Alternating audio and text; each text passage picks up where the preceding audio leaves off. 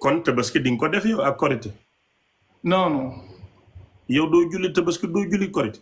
non fan nga ko teg.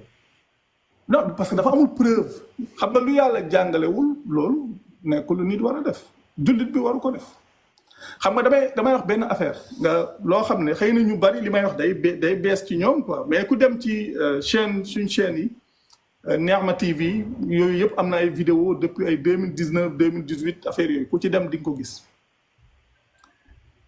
xam nga damay wax ne maanaam yonent bi mu fi bàyyi ko bi mu amee ay buur ginnaaw bi ci dynastie yi dañoo nekkoon ci logique gu toppandoo judéo chrétien yi mooy li ñuy wax chrétiens yi ak juif yi fi mu toll nii bëri na looy gis nit ñi gëm ko jàppee ko diine ci loolu la juddoo ndax ñoom ñoo ko créé.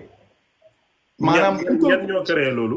loolu ci jamonoy buur yi ñenn ñi ci jamonoy jamonoy waa Banu Umayya mooy ñu ñuy wax les Omeyyades. maanaam su ma la déggee yonentu musta julli korité tabaski Ababacar Ousmane Omar ñu musuñ ko def. parce que yàlla diggalu loolu yàlla diglewu ko.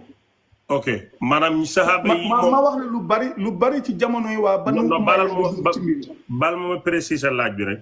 maanaam su ma la déggee yàlla diglewul korité nii tabaski ci alquran. waaye yonentu sallallahu alayhi wa sallam musta julli korité nii tabaski.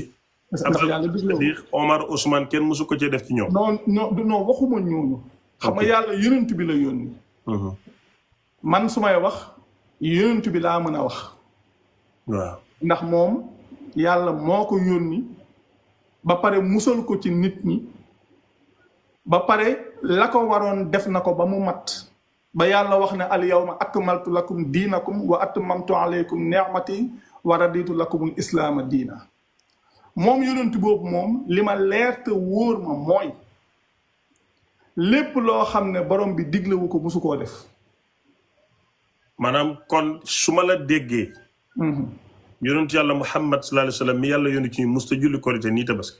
déedéet. mais ma foofu.